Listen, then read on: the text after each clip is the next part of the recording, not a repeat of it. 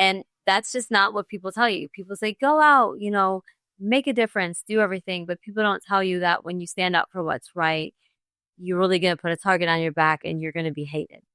And you have to be comfortable with being hated for the right reasons than being liked for the wrong reasons.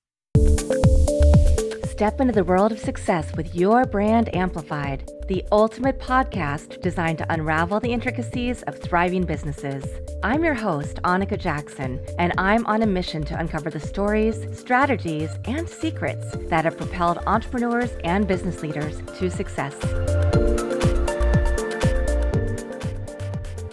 I am so thrilled to have Jacquelyn Aluotto on the show today.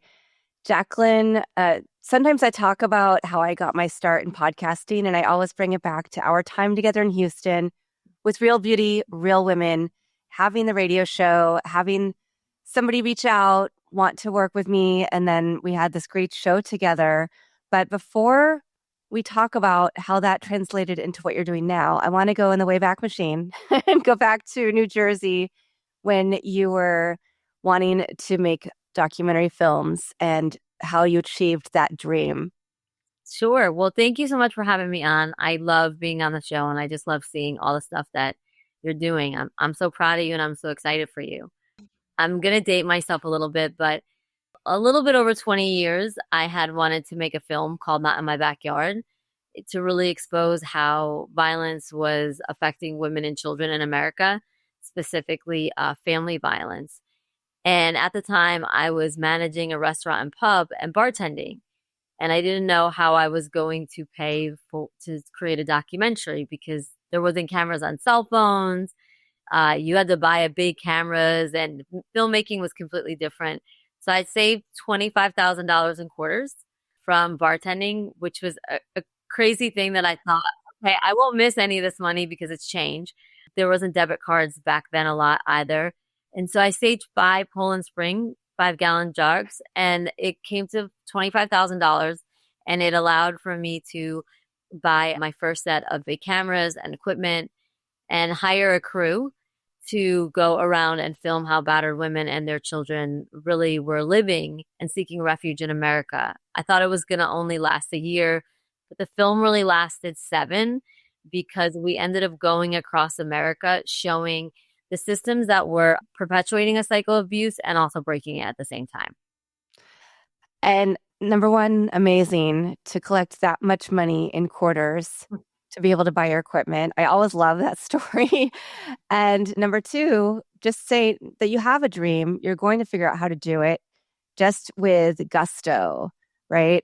You're going to bootstrap this. You're going to make it work. And you did something that I think a lot of people in documentary film find out that, oh, this is going to take a lot longer than we thought it was going to, particularly if you have to continue fundraising, going to other places. So what was the thing that got you interested in that topic? Well, I think a big part of my childhood really affected the topic of abuse. We grew up poor and we had violence and abuse in our family. And I think that from that, and then seeing and learning about so many other families that were suffering, I really wanted to expose it. And actually one night when I was bartending, I had heard that the average homeless child in America was 9 years old at the time. And it really bothered me. And this guy at the pub said, well, what are you going to do about it? That's all everybody does is they complain and they don't do anything. And that just really bothered me. And I read a book that actually Robert Rodriguez wrote, Rebel Without a Crew. And I thought, well, if he can do it, I'm going to do it too. And that was it. Once I get my mind made up on something and I'm very passionate about it, I really do it. I know a lot of people, they find the problems and everything of why they can't do things. But I think because I did grow up poor, it learned for me to be creative. And I'm going to figure out how to do something and get something done. And that's exactly what happened. Yeah. How did that change your life? Well, it changed my life in every way. I went to an all arts school and I thought that my life was going to be taken a different way. And what happened was I ended up meeting my mentor, Sandra Ramos. Well, one of my mentors. She was the first woman to open a battered women and children shelter in North America. And she lived so simply. And she really taught me that if you are going to advocate and be an activist, you should walk the walk and talk the talk, and also live what you're saying. And she completely inspired me. And it changed the whole course because when we were done with the film, that's also how I learned about human trafficking, was because there were so many kids in these different states and different facilities that they were labeling as child prostitutes. We know children can't be prostitutes, but at the time, people were really calling them that. So I started looking up, like, what is human trafficking? And there was very little on it because, again, it was a little over 20 years ago. And I just couldn't leave what I saw. It was in each city, there was this trend of runaways or kids in the foster care system, and they were being bought and sold for sex. And it was just very troubling and disturbing to me. And that was it. And when we got done with Not in My Backyard, we could have licensed it, but instead I had a talk with my younger brother, and he said, why don't you do a website that's about making activism glamorous and sexy, and that way you can talk about different causes that you're passionate about and get more people involved. And that's how Real Beauty, Real Women happened. We were the first really people at the time said you can't mix fashion for a cause. They thought that was ridiculous. And now 20 years later, it's like everyone's doing it. And so that was the inception of it all. And it completely changed the whole route of my life. Yeah. It's so amazing to think because we're coming up on the 10th anniversary of us working together, which Wow. doesn't sound like a lot of time, but it is a lot of time when it comes to these issues. Yes. I met you once you'd moved to Houston, and in that time, brands weren't doing a lot of social impact and social causes, like you just said. You already had a lipstick line that would give money to helping women. You already had this entire platform. You were already working with celebrities and, people who had different TV shows to help make a bigger impact. Yeah, I was ahead of my time, and I think our team was ahead of our time. We just saw that cause marketing was going to be something really important, and conscious entertainment and conscious creators were something that we really had to get behind, because the thing is that whoever controls the media controls your mind. And I think people understand that now, but Yeah. back then they didn't. Back then there wasn't social causes, it wasn't activism sexy and glamorous. It was really different. And so for us, Real Beauty, Real Woman, we were the first. And then with the socially conscious fashionistas and the lipstick line, and then doing a limited edition with the cause cuffs, it was, you know, really pioneering the way. It just seems to be that I think I may want to, in this season of life, though, not be so ahead of my time, no, and just catch things in the time. Yeah. But really, for how my brain has seemed to work with activism and advocacy, is we've always been ahead of the curve. And when people say it can't be done, we know it can be. And I think that that's an important message to send to everybody, but especially to women. Why aren't we smashing glass ceilings? Why are we listening to people who saying that it can't be done? Because we were the first with Real Beauty, Real Women. We were in the top 10,000 most viewed websites. We had networks calling us. We had celebrities calling us. And even though there's been so many other now, websites and platforms that are similar, it's not the same. And it's not the same because the heart is so different. And I think that that's really a message that we need to say, is for people to be authentic with themselves. It took me and you to have one lunch for me to know, okay, her and I are going to get along great, because you were very authentic and genuine yourself. And that's important. Yeah. Thank you for saying that. I was just at a podcast conference this weekend, and I talked about AI, future-proofing your podcast in this AI world, because ultimately that is what's most important. Transparency, authenticity, being genuine, being real. That's why people listen to podcasts. That's why people resonated so much with your platform, Real Beauty, Real Women, and why you were able to make such a difference in so many places and in so many lives. And that was such a great chapter and great adventure. So I'd love to hear what's going on with Real Beauty, Real Women now, but also how did this turn into, now you and this was happening when I was just leaving Houston, that you started No Trafficking Zone, which is started out as a Houston initiative and is now expanded across the country. Yeah. So that's so interesting. Well, first of all, we had so much fun. We had the radio show, we did the TV show, and then we had a center. And I miss the Impact Center so much, doing more of what we're doing. I just feel like had we had kept the Innovation and Impact Center, we would have been able to make even more of a difference, especially right now. But I know everything is in God's timing. And so I completely trust God because so much has happened. And I think everything we started at first has been on a shoestring of a budget. Real Beauty, Real Women is still its own kind of conglomerate and market. The website still gets a bunch of views. We're relaunching the blog with different women who are love fashion, love beauty, but more importantly, love making an impact and a difference. So they are going to be handling the blog and everything. So I'm excited to see what they're going to do with it. I'm very excited to see. We do want to launch some other products now that will continue to make a difference. I thought that was a lot of fun, but I'm kind of like leaving that in the hands of other people, overseeing it and still a big part of it because that's always going to be one of my babies and passions, but kind of seeing what the next generation is going to do. Excited to see what they're going to do because I'm sure it'll be something completely incredible, and they just come up with these amazing ideas, and I love it. I love creativity. No trafficking zone. So when we were in Houston, that was really because human trafficking is a $245 billion business. It brings in more than oil, Nike, and all the NFL teams combined. And we saw all of these human trafficking organizations, popping up. People were fundraising millions upon millions of dollars, and the crime was still getting worse. And so we wanted to create no trafficking zones where you break down trafficking into markets and to educate people on those markets. And we felt that if you took those markets where predators targeted on victims and they were the most vulnerable, and we created no trafficking zones, we could actually help dismantle the crime of human trafficking.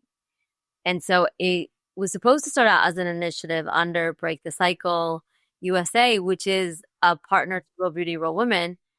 But the initiative got so big where NRG Park became the first no trafficking sports stadium. And then we had passed in the same year SB 1831, no trafficking school zones, making it a first degree felony to traffic and target kids in school.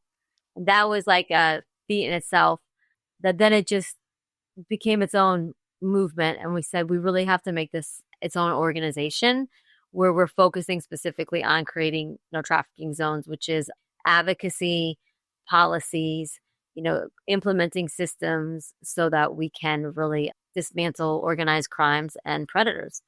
So that's really where it's been. We've been to other sports stadiums now. We were just honored by the NFL, and 4 other states are carrying our school bill. And then in Texas, we had made the following session all kids in the foster care facilities, juvenile detentions, college universities, no trafficking zones. And then this legislative session, a mom who I work with whose daughter was murdered said to me, Jacquelyn, why can't we just make all of Texas a no trafficking zone? Why can't this crime be a first degree felony, 25 to 99 years in every single location and zone? And I said, well, that's been the goal. We've had to do it little by little because at first that people said it was a crazy idea.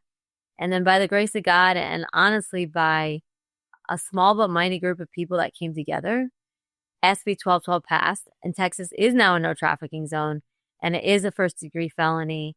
And I was just told that other states are now mirroring that bill. So it's just my message that I want to say to people is, I grew up poor. I'm not ashamed of it. I could care less that I grew up rich or poor. It doesn't matter. What I love about my life is it made me exactly who I am. Being poor, you have to become really independent and resourceful and resilient and creative. And it's also brought me some of the most amazing people who came from great, wealthier backgrounds but again, the same heart and mission. And so we've been just blessed to continue to grow that. But I think the older I get, we're just now very intentional with who we build with because we know what our agenda is. We know that we have pure hearts and we want to work with people that have the same kind of pure hearts. We don't want political agendas or anything to be weaponized. We want to make this world a better place and we want to fight for the rights of humans. The sex slave trade should not be one of the largest crimes in America and in other countries. So that's what we're really focused on. Yeah. And there can be one issue with many tactics, right? So there might be people approaching it from a direct service point of view, other things, which obviously Real Beauty, Real Women has been in direct service. I'd love to hear, because thinking about a whole state being a no trafficking zone and how difficult that it still is to catch all of the people perpetrating these harms. Yeah. So the trick about passing a law is that once you get a law passed, it doesn't mean that your state or your district attorneys in specific counties have to enforce that law. Hmm. So you could still be a human trafficker and traffic a child and get a slap on the wrist or spend 9 months or lower in jail if your district attorneys in your counties and your prosecutors are not enforcing the mandated laws that are on the books. And so that's the next thing of what we're really tackling is how do we address to make sure that people are following the laws that are getting passed? Do we have to write a law stating that every district attorney or prosecutors or law enforcement have to uphold the law? Or, is it data where you start studying which counties do it and why? What is the reasoning? That's one of our next things, because the reason why the laws are so powerful is because human trafficking has always been a high reward, low risk crime.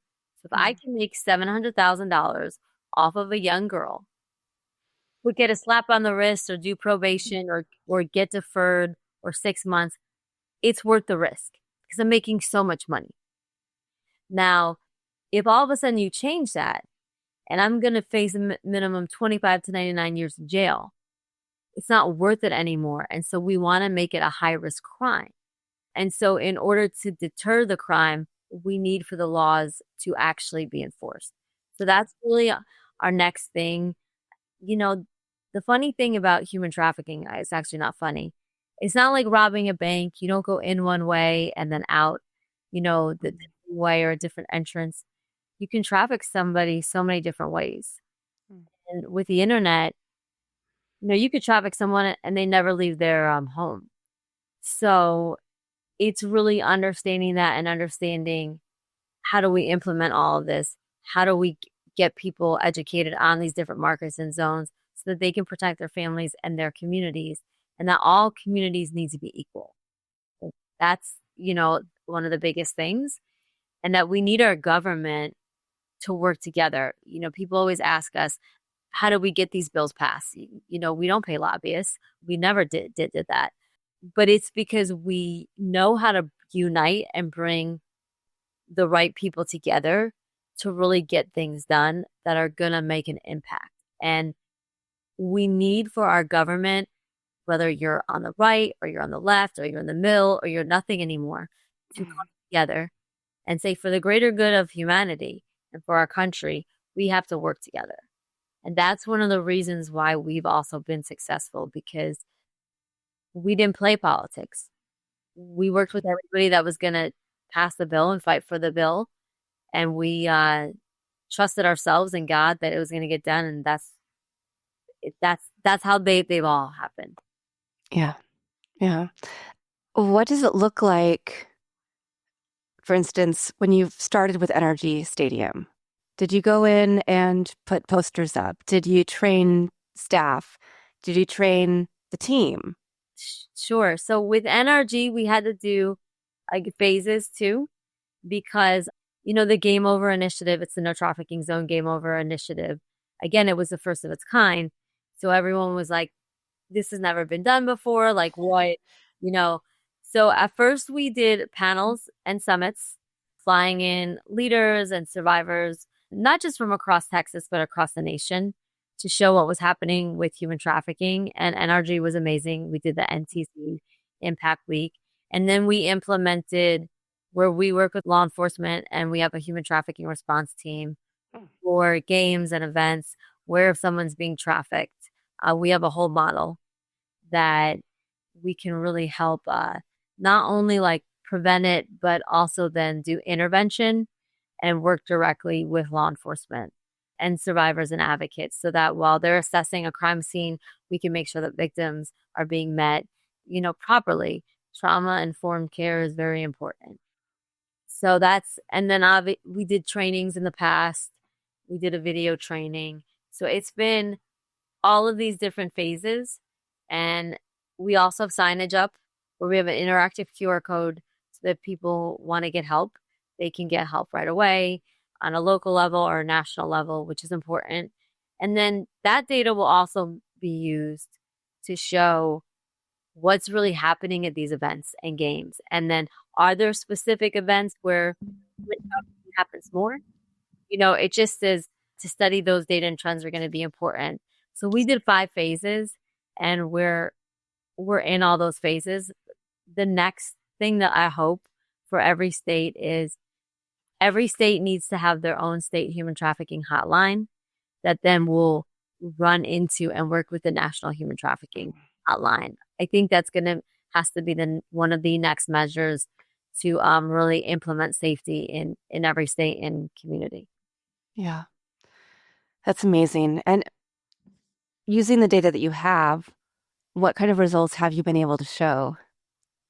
Well, so without talking too specifically about certain things, the data that we have is we are understanding like what's bringing in sex tourism, what kind of people are being bought and sold, how they're being bought and sold, where they're being bought and sold, where they're being targeted. So we've actually learned so much just by doing the Game Over initiative and understanding that events are amazing. They bring an incredible economy for people, jobs. It's also fun for people to do. And we want to make sure that communities have these amazing experiences, but also make sure that the underground bellies of what these bring, that we are going to disrupt and dismantle them. Yeah, amazing. Well, one thing that I really love about you, Jacquelyn, is you've always been consistent with who you are and what your professional brand is. So how hard has it been to maintain that consistency when, like you said, there are people who are raising millions of dollars doing other things that the money may or may not be going to the mission, right? But it can be easy to, go after the money in that way, go after the glamour, go after other things or get entrenched in these other communities versus staying true to your mission and who you are and what you're trying to do with NTZ. Well, I think that if you're here to make an impact on this earth, you have to realize that you're going to make so many people mad for doing the right thing. And that's just not what people tell you. People say, go out, make a difference, do everything. But people don't tell you that when you stand up for what's right, you're really going to put a target on your back and you're going to be hated. And you have to be comfortable with being hated for the right reasons than being liked for the wrong reasons. And I think for me, I just got comfortable with it. I believe in 100% what I'm doing. And I cannot, I don't know if I'm so stubborn. I don't know what it is. Someone asked me one time if I was on the spectrum. I don't know. But I cannot do what I think is wrong. And I'm not going to go for the popular things or people if I know that what they're doing is wrong, or if I just don't believe in it, if it doesn't align in our mission. Because I think that that's why the world has gotten into this mess that we're in, is because everybody sold out. Everybody sold out to be popular or, to go with trends and to not speak up for what they believed in and what they thought was right. And when I say speaking up, you also have to have integrity. You can speak up and not tear people apart and be so mean-spirited. You can speak up and say, hey, this is what I believe in. You can believe in something different, but this is what I believe in. And this is what our organization believes in, what our mission is. And we just have to stay true to that. It also has helped us with the communities because the communities that we do serve, we have been so consistent with that. Mm. You know, we walk our walk. Everything we say, we're also doing. And I think that in this day and age, that's important because you have these amazing speakers who will speak and politicians and community leaders, and they're all great. And they're all getting richer and more powerful as our world is starving and at war. Yeah. And I think that we have to, when we hear someone speak, as passionate as they are, look at the way they're living. And if they're not living the same, well, then they're a wolf in sheep clothing and they're a con artist. And if Mm-hmm. they are living what they're saying, then you actually know that they believe in that. And I think that for this next generation coming up, that's going to be important. You know, I was a whistleblower on a very big case, and I got so much hate for it because when you whistleblow against powerful people, you know, people don't mind if you're a whistleblower against a poor person in the street. They're like, oh, that's great. But when you whistleblow against powerful people, it changes them. And I just wondered, you know, how many people behind the scenes that were like, oh, we're so happy you did this. But they looked at them like they were cowards because they wouldn't say it publicly. And I realized that if you have integrity, you're going to have courage, even if you're scared. And so for me, I want to align myself with all people that have integrity. Like that's one of the biggest things I look for now in building a team is if you have integrity. Because if you have integrity, no matter if you're scared or what it is, you're going to be true to what you believe is right and wrong because your integrity is not going to let you do differently. I've tried to argue with God plenty of times and be like, nope, I'm not doing this, God. And you know, you can't win an argument with God. When you do something, you're gonna do it. And I think that the older I get to, my faith in God has become so strong because I've literally seen us do so many big things with almost nothing. Where people said that it was impossible, and we literally just did it not with a budget, but because people believed in it. And I think that we've got to get back to that we need to believe in it. You know, hope, we all need hope. And hope can't be a myth. Justice can't be a myth. They have to be real and they have to be tangible. And we have to show people how to get back to that. Yeah, absolutely. Amazing. Well, Jacquelyn, what's the easiest way for people to assist, to learn more, to get involved in the movement? Sure. Well, people can follow us always on Instagram, LinkedIn, Facebook, at No Trafficking Zone or at Real Beauty, Real Women. And they can follow both of the missions. My social media is the same. It's Jacquelyn Aluotto. And people can also go to the website, www.notraffickingzone.org or www.rbrw.org. And they can write and send in something. And then someone will get back to them if they want to join the movement and the mission. And just, I really want everyone to know that just start what you believe in because everything that's big now was once small. And if you just start it, I'm a living testament that like this can happen. So thank you so much for having me on the show. And I'm so proud of you. Thank you. I'm so proud of you as well. I do always ask one final question. Do you have a favorite quote, mantra, verse, poem, family motto? Well, my favorite quote is one that came to my heart when I was watching a war on TV, and that's a world without humanity is a world at war. It's my quote. It came from really my heart of just watching the annihilation of people. And I think that that's what we have to really get back down to that we are lacking humanity if our whole planet is at war and we have to get back to the basics of how to get back to really caring about one another. Yeah. Truer words were never spoken. I think we're seeing that now more than ever, sadly. But you keep on inspiring us. Keep on keeping on, Jacquelyn. I know that you've inspired.